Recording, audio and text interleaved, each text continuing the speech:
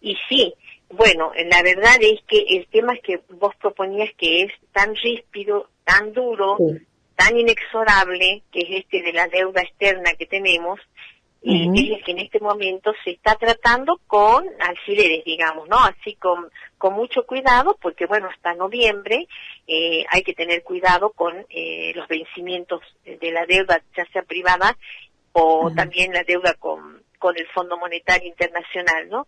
Y eso es lo que está haciendo Guzmán. Creo que está actuando con mucho cuidado y, sin embargo, tiene sobre sí el peso de enfrentar estos vencimientos de estos 3 últimos meses y que, por supuesto, nos causarían grave problema si es que desataran una inflación infernal, el hecho del tipo de cambio que se desarrolle, porque está relativamente quieto. Así que bueno, creo que es un momento muy importante para economía y también para nosotros, para los ciudadanos, porque de lo que elijamos depende la sostenibilidad de la deuda. Recordemos que hay una ley, que es la Ley de Sostenibilidad de la Deuda, que dice que toda deuda externa, bajo jurisdicción externa, tiene que pasar por el Parlamento, todo acuerdo, ¿no? Todo acuerdo. De ahí que cualquier acuerdo que se quiera firmar con el Fondo Monetario, por ejemplo, tendrá que pasar por el Parlamento. Y ahí vamos a tener, ojalá que tengamos, una mayoría que sea nacional y popular y no lo contrario, ¿no? Así que estamos ante una situación bastante delicada y sobre todo Salta, por cómo vienen las cosas. Creo que yo tengo al menos cierto temor de que quienes ocupen las bancas en el Congreso no defiendan a la nación, no la defiendan, ¿no? Desde Salta digo, ¿no? Hablando desde Salta. Bueno, porque ya sabemos cuál es la coyuntura política, sabemos que tenemos un entramado muy fuerte de la derecha y de la centro derecha que está ocupando el gobierno en Salta, que va a ocupar la legislatura provincial en mayoría y que bueno, creo que tenemos esa coyuntura, ¿no? Política que nos tiene acá un poco preocupados.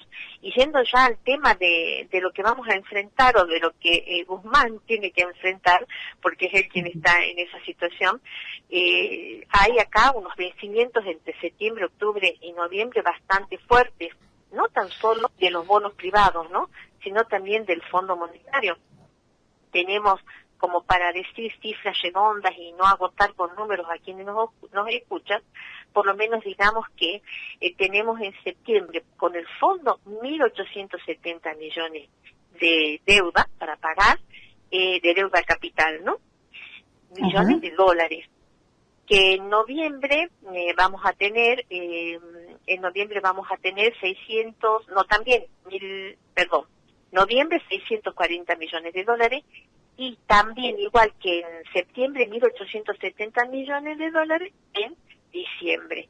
Eso es con el fondo. Así que ahí ya tenemos graves problemas, ¿no? Y con lo que es los bonos privados tenemos para septiembre ya en pesos. Esto ya es en pesos, no en dólares, que era lo del fondo, ¿no? Lo del Fondo Monetario. Ahora en pesos tenemos 284.000 millones en septiembre, 297.000 millones en octubre, 600.000 millones, cosa horrible estas cifras, ¿no? Para noviembre. Y bueno, ¿y qué ha pasado?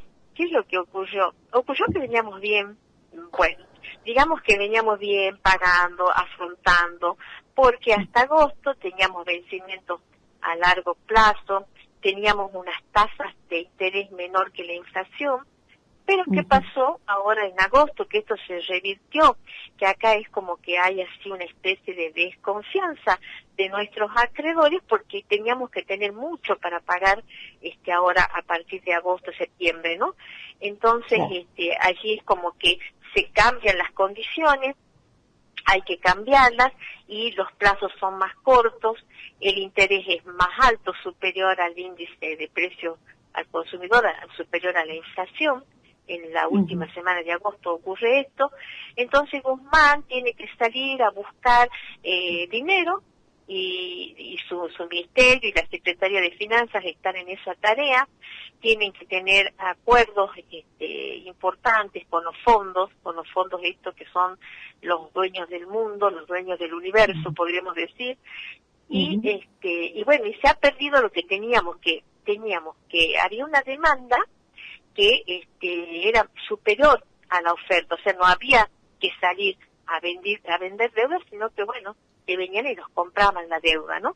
Eso, como te digo, a partir de agosto ha cambiado. Entonces, ¿qué hace Guzmán? Guzmán quiere que consigamos el dinero para pagar todos estos vencimientos, que son muchos, ¿no? Hay un vencimiento muy importante que es con un fondo monetario norteamericano, que se llama, el vencimiento le llaman Dollar Linker, bote Dollar Linker, que son 1.700 millones de dólares, y que es con esta gente que, bueno, son, digamos que manejan no millones, sino billones, ¿no? Billones de dólares. Y con ellos tenemos ese vencimiento bien importante, porque ¿qué tiene ese vencimiento de importante? Que está atado al valor del dólar oficial acá en la Argentina. No es, digamos que el tema es así. El Dollar Linker, ¿no? Es una operatoria por la cual se compran y se venden las divisas, los títulos, perdón, en pesos argentinos, pero el rendimiento es en dólares. Entonces, por supuesto que es mucho, porque a medida que tenemos una desvalorización de nuestra moneda, más dólares tenemos que conseguir para pagar esos instrumentos que se llaman y que se hacen bajo la operatoria Dollar Linker. Así que ahí estamos con un apriete todavía mayor, ¿no? Entonces Guzmán dice, bueno, hay que conseguir la plata para pagar esto, pero aquí en la Argentina, con deudores o actores que se dedican a la finanza, que son privados acá, locales, argentinos, y evitar la emisión monetaria para pagar la deuda. Esa es su propuesta, esa es como su meta. Y bueno, y en eso estamos, ¿no? En conseguir esto a través de varios, son 5, si no me equivoco, instrumentos que que está alargando Guzmán. Uno de ellos es el bonos Dollar Linker, bueno, porque, bueno, si no hay más caso, tendrá que ser así. Y luego tenemos otras letras que son en pesos, que son, dos son indexadas, o sea que van con la inflación. Esas son para abril y junio del año 22. Para enero, o sea, para ahora, no más dentro de poquito, también una letra tasa fija. Es decir, tenemos varios instrumentos a tasa fija, atados a la inflación, Dollar Linker, que van atados al dólar, a la cotización del dólar, toda una variedad de bonos que ofrece Guzmán, que sean atractivos para poder juntar 87.000 millones de pesos, ¿no? Y bueno, en esa... que no es, que vaya a saber que es, nosotros los mortales comunes no tenemos idea que pueda hacer esto, ¿verdad? La verdad, es impensada la cifra. Así es. Pero por otro lado resulta que vos decís, bueno, mira, hay que juntar toda esta plata y mira que nos estamos recuperando. Económicamente está llegando el momento y uno como que siente de este otro lado este contrapeso de la deuda, ¿no? ¿Y por qué digo recuperando? Es importante que lo pongamos también en el tapete, porque hay una recomposición de los ingresos reales de los trabajadores que no es la que queremos, que debiera ser mucho más, pero las paritarias andan entre un 46 y pico %. Digamos que bueno, que es un poco, es poco, no es mucho, pero se va recomponiendo. También los empresarios van recomponiendo sus márgenes de ganancia. También hay una desaceleración del aumento de los precios, del aumento de la inflación, ya sea los precios mayoristas o los precios al consumidor. Y en el mundo, globalmente, están aumentando los commodities.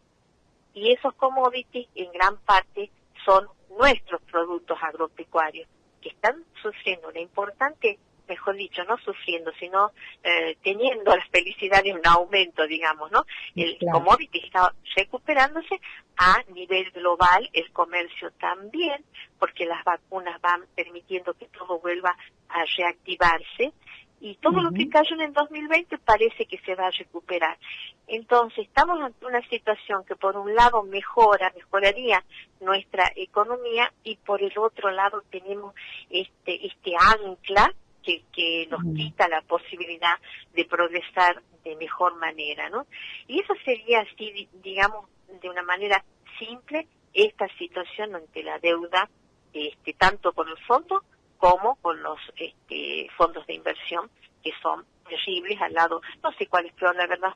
No sé quién es peor, el Fondo Monetario o los privados, porque el Fondo Monetario se nos está viniendo con todas las ganas de imponernos sus instrucciones económicas, ¿no? Sus decisiones. En eso estamos. Creo que ahí es donde políticamente tenemos que los ciudadanos tener el ojo puesto y estar atentos, porque está bien, nuestro gobierno vamos a apoyarlo y vamos a seguir apoyando, porque el enemigo es otra cosa, el enemigo es la derecha global, el enemigo es la derecha argentina, pero yo creo que a nuestro gobierno tenemos que exigirle, como el mismo Fernández dijo, no voy a hacer nada, no voy a firmar nada en contra de mi pueblo, ¿no? Pero habrá que exigir que no nos ajustemos al ajuste, valga la redundancia, que quieren desde el fondo. Ahí tenemos que estar muy firmes, como a mí me gusta decir, habitamos el campo nacional y popular, ¿no?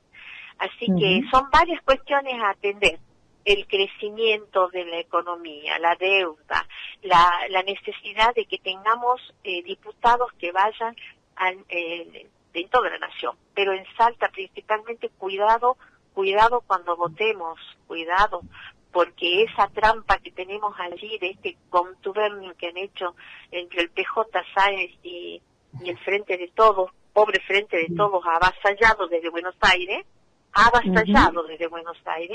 porque bueno, es lo que nos han impuesto, hay que decirlo, nos han impuesto que estemos con la derecha y la centro derecha salteña, ¿no? Así que bueno, tiene muchas implicancias este tema. Así que bueno, les dejo un poco la palabra a ustedes para que, bueno, respondan y no sea un monólogo. Muy bien. Seguramente Nicolás tiene... Mira, te voy a leer...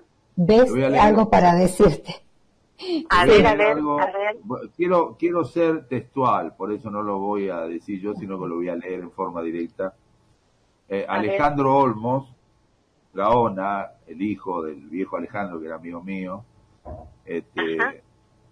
en su libro, que te lo recomiendo, Adriana, que se llama Deuda o Soberanía, ese libro no podés dejar de leerlo, y estoy ya anotando, lo tenés que comprar, para aprovechar el milagro a leerlo. Está en Jenny, está.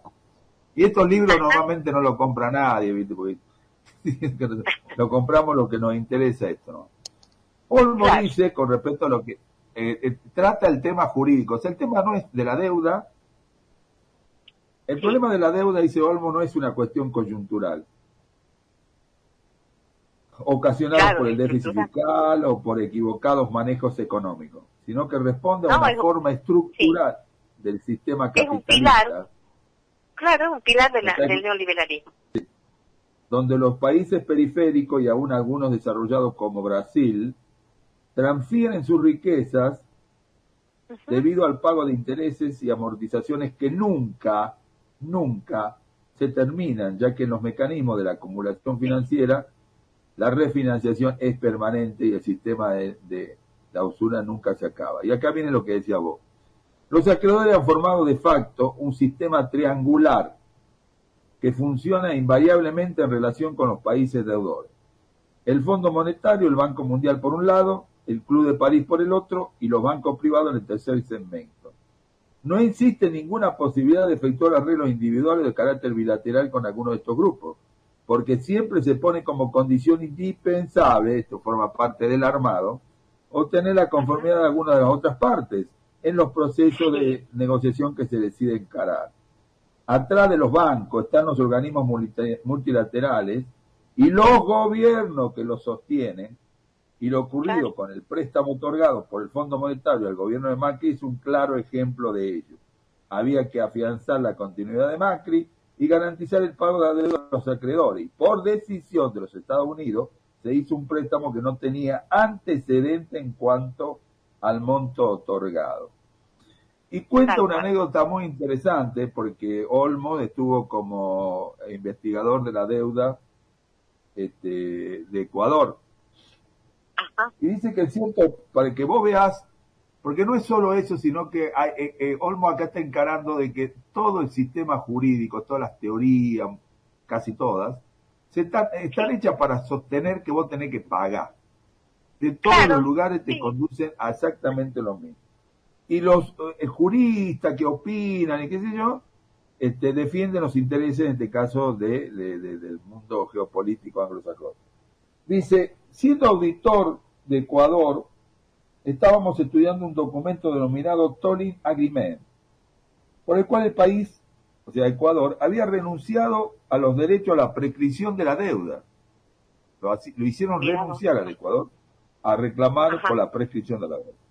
A pesar de mi opinión sobre un posible cuestionamiento, el presidente Correa me pidió solicitar la opinión de un tratadista de prestigio internacional. Le escribí pidiendo opinión al doctor Eduardo García de Enterría, reconocido jurista español, uno de los más notables administrativistas de Europa y quizá uno de los más notables del siglo XX, premio Príncipe de Asturias, que había sido juez del Tribunal Europeo de Derechos Humanos. Me respondió que iba a ser un honor para él trabajar para el Ecuador, pero a fin de emitir una opinión necesitaba tener todos los antecedentes del caso.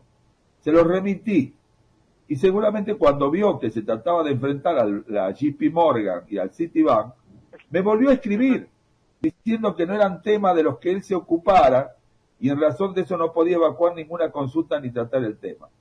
Tengo en mi archivo las notas que intercambié con el jurista, que demuestran que no quiso poner en juego sus conocimientos para enfrentar al poder financiero, lo que seguramente lo hubiera privado de seguir cosechando honores y reconocimientos internacionales. O sea, es todo un verso armado para que vos pagué, ¿me entendés?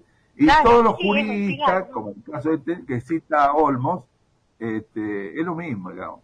Entonces vos decís, no, mirá, hay que consultar el fondo te dice, el fondo hace de abogado o representa a los acreedores, esta es la realidad, digamos. O sea que te estoy ratificando o el lacayo, ¿no? Sí, tal cual. Acá no vamos a salir más. Nicolás. Aquí no vamos a salir si no nos ponemos duro, en serio, si no hay que recurrir a los tribunales internacionales de La Haya, hacer planteo jurídico, como se hizo en su momento, hasta que nos terminó jodiendo Griesa, y después vino, acordate, Macri, pagó todo, incluso lo que no debía, pagó honorario de abogado que no tenía que haber pagado, por ejemplo. Claro, y bueno, ese era el objetivo, ¿no?, de Macri. Y sí, realmente, esto es como, digamos que es como un estigma desde la época de Rivadavia. Desde entonces hasta hoy que tenemos empréstitos, créditos, deuda que nos ahogan y nos van a mantener siempre en esta misma situación, ¿no? Por eso es que yo decía, mira, la posibilidad de emerger, la posibilidad de recuperar la economía, pero siempre con ese ancla que nos tira de nuevo para abajo, ¿no? Que es la deuda, que es un pilar del neoliberalismo, un pilar, ¿no? Y el otro pilar que ellos creo que ahora es uno de los más importantes, es ocupar los gobiernos.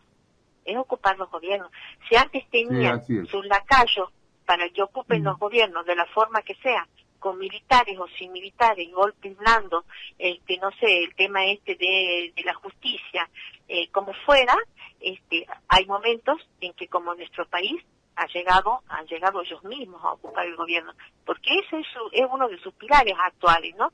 Si no tienen el gobierno, entonces no pueden seguir adelante con todos sus objetivos y sus negocios y su poder económico. Necesitan estar en los gobiernos y eso hay que tenerlo en cuenta, ¿no?